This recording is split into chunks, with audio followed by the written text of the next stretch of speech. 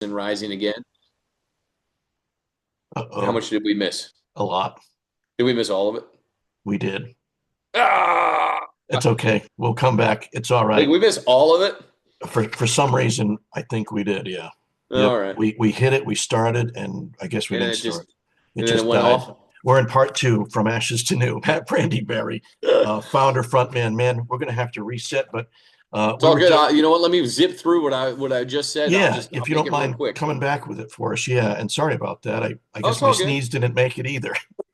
It's all good. I'm glad you sneezed because you noticed it when you did. I did. Thanks, Um, Matt. we would have gone the whole time. You may never noticed it. God, I know.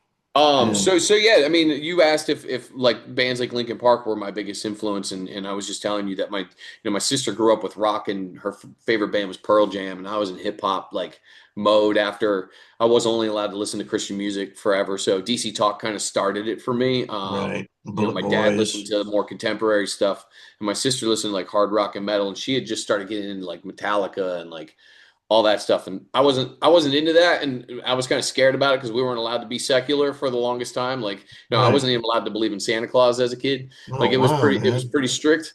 Wow, I'd say. It was fine. Like thinking back at it, it's kind of comical and funny. But anyway, like my friend forced like new metal on me. He forced Linkin Park on me, and You know what? I'm uh, glad you can go back and think of it as comical now.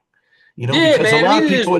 people would still be stuck there. Like so many people would still be stuck being like, oh, I'm in this little box and you just kicked yourself out of it. Yeah, it is what it is, man. Like I try not to hold on to too much. You can't move Smart. forward if you're holding on to the past, right? So, Right. you know, Good for you. um, yeah, man. So I Good mean, for like new you. metal kind of started it all, but like my transformation in life, like, and I got into metalcore in the 2010s or whatever, if that's really late 2000s, early 2010s, I guess that's what we're Yeah. calling them now, right? Right. So Right. So I got into metalcore and going to the gym all the time and changing my life, going from being an addict and an alcoholic and all the problems that I was having. Hollywood Undead kept coming on all the time, and I was like, man, I really like this. Like blast from, I'd started a band or I was in a band early on playing guitar for years. It never went anywhere. I was like, I Right. really like this sound. I missed the new metal of the 2000s. Like I loved that stuff because it got me over from rap. Seven Dust being the first band I ever bought, getting into Oh, Corn and all those bands. nice. So I was like, oh man, like my last ditch effort at a band was mixing rap because I love rap so much Right. and mixing it with like metalcore because Hollywood Undead had just inspired me to come back and do this all over again. And Right. that's how From Ashes to New was born, man. Man, that's awesome. And we were Yeah, it talking. wasn't supposed to be anything. It wasn't supposed to be anything at all. Just me writing music and having fun with it. Right. And that's what you told your girlfriend at the time or your wife now is that I'm going to do this one last shot. I'm going to take a shot at this new band. I don't know what it's going to be, but here we are. And then a couple of years later, here we are with a new one, Drag Me. We talk about the visualizer video versus a regular video, but man, I love that Red Room reference that you've got in there too. Yeah, Over man. When I'm thinking of rhymes and I'm thinking of stuff like, when we're putting the concept together for a song or if the song means something to me, I always think of like the end of the line first and then I wrap everything together. So it's like, ah, if I do, like if I'm writing a rap and then I'll think of like, okay, what are my core rhyme words? So then I'll write the first line and then the first line's done. That's always the hardest part is writing the first line. okay. I write the first line and it's like, okay, how many lines, like, how many lines do I want to go that rhyme with this? And I know certain words that don't rhyme very well. So, I try not to paint myself into a box. Right, right, So how many times do I want to rhyme with this and how many compounds do I want to have? Which I've actually gotten away from as a writer because I've realized in the rap or in the rock world and the metal world, not a lot of people really understand what compound rhyming is. And right. it's really, really, really hard to do. And So what is because there's not compound, a right? lot of people You who got us. understand it, I kind of stopped doing it. We don't understand what you mean. Go ahead and tell us what compound So compound rhyming is like if you take rhyming. say you take a line and it has eight syllables in that line, Yep. right? And typically your like an old style rap, your last syllable would be your rhyme. Right. Um, Right. and then as it progressed, like through the 80s and the 90s and rappers like, Biggie and Tupac and KRS-One, and I can go down this list forever with niche Sure. rappers you may have never heard of, but these rappers, they started taking more words or more syllables at the end of the line and rhyming them. So you would get 2 syllables at the end or 3 syllables at the end. It started Okay. really progressing, and Eminem does this the best, where he'll do 6 syllables, 8 syllables, entire lines, entire paragraphs, or like the craziest stuff, right? And like he even talks about it in, I believe in Kill Shot. No, it's not Kill Shot, but one of his songs. He talks about like you don't have the brain capacity to understand the complexity of what I'm doing here. Like he was like going after this guy who only ever rhymes like the last word.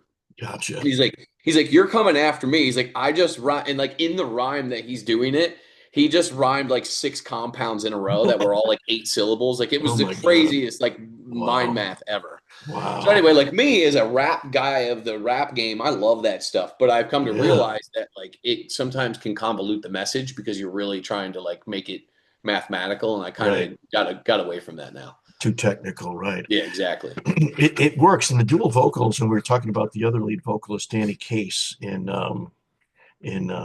in all your music, and then you bring up we come to breathing, huge song, millions and millions and millions of downloads and views. What made you say, you know what, let's go with a female vocalist, let's go with somebody to help out there? Yeah, I Had you mean, it was actually the idea was brought to us. The song was already done. Wow, The record was already done. We already had Maddie Mullins feature on a song. So it right, was kind of the idea was like, hey, do you want to do a deluxe? And if we do a deluxe, do you want to do features for some of these songs? And it was brought to us for a feature idea. And originally it was supposed to be a male feature, and I'm not going to name who it was, but I'm going to say that it was not a good idea. right, And I was like, no, I was like, that's terrible. Like this song really lends itself to having a male female dual vocal. yeah, Um, so like we fought pretty hard. We went through a list of people that we wanted. Most of them were either too busy or not interested. And then the label came over to us and they were like, hey, we have Chrissy Costanza from Against the Current. Um, she's totally into doing this feature for this song. And at that point, I had no idea who they were, but our guitarist Lance did because he's really into video games, and she's on a League of Legends song that's really big. nice, Um, so anyway, we listened to it. And we're like, oh, she's killer. And then when she cut it, like, I mean, her range, like, we didn't have to change the key of the song. We didn't have to do anything. I mean, her range was so incredible wow, that it was just like they sent it over, like, that's it. It's yeah, done. It yeah, was so simple, so easy. She's so talented. great song. God, Thank you. we'll Thank you. still Yeah. play the hell out of it. Yeah, Hell yeah. Let's yeah. go. It'll be one of those that you play forever, man, for sure. You've had a lot of big songs, man. Through it all, crazy, hate me too. I mean, it just make me want to sing it. Hate me too. Just not going to do anything great for it, but it sounds like a breakup theme here. Do you do some of your best writing when you're pissed off or something happens in a relationship or an old type of relationship now that you're married and happy? Yeah, I mean, it's I don't know where the ideas come from sometimes with those relationship ones, to be honest with you. Like when I'm thinking about when you put me on the spot and you go, "Hey, where did the idea for Hate Me Too and Crazy come from?" I'm gonna Right. absolutely say I'm not sure. Wow. It definitely wasn't me. Somebody else came up with the idea. Maybe it was Danny. It might have been Danny. Um, it may have been Lance. I would say Hate Me Too might be Lance. That's probably a Lance thing. So he'd probably be better suited to answer that question. But like for me, they'll come with a concept and they'll go, "This is my concept. Can you write to this concept?" It's kind of like writing a story, right? Like, okay. Right. And then I have to kind of go back sometimes to high school. I had a crazy relationship. Who didn't have a crazy relationship in high school? Okay. Like I had a crazy relationship in high school. So that really fuels those songs for me. I'm like, okay, yeah, yeah, yeah, I know what I'm writing about. There it is. Yeah. Yeah. Yeah. Right on. Yeah, that makes sense. Elizabethtown, Lancaster, PA, man. You're right around the corner. You're right Yeah, down the man. road. Wait, where are you at? We're in West Virginia. Yeah, We're in not West too far. Virginia. Hence the West Virginia shirt. Yeah, man. Yeah. And a P. Yeah, Yeah. Or yeah, depending on where you're at. I mean, obviously, I've got a lot of family in Pittsburgh as well, so that they're probably even closer to you. yeah, But yeah, exactly. man, Yeah, born and raised. I was born in Lancaster, raised in Elizabethtown, and I haven't left. man. Yeah. It's been a cold winter so far. Good Lord.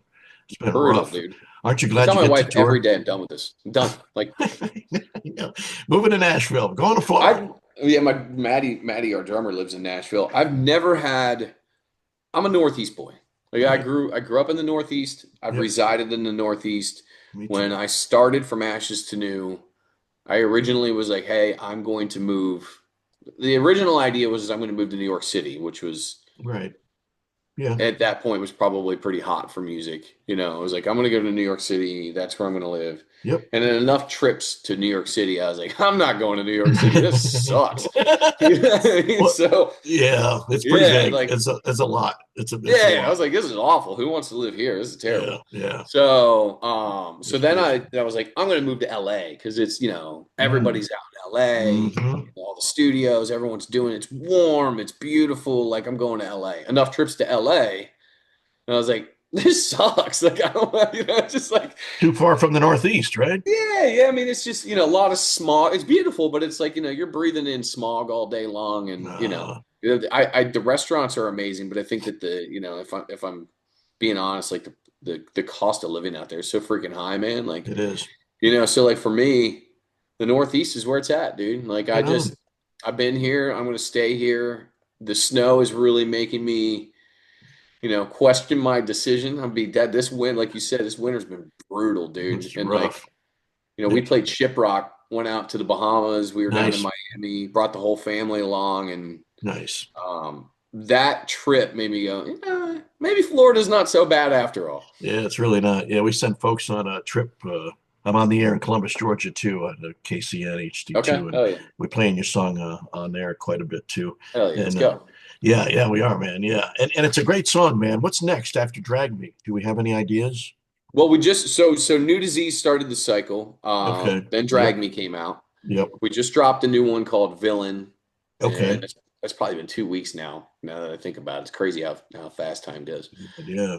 Wow. I think we got a couple more singles coming, but the album comes out in April 17th. Reflections drops, which I mean, it took so long to get here, but it feels like it's happening so quick now. So it's pretty wild. April 17th is just right around the corner. So Yeah, it is. Drag Me, I think Drag Me like at radio is just going to be Yeah. firing on all cylinders Yeah.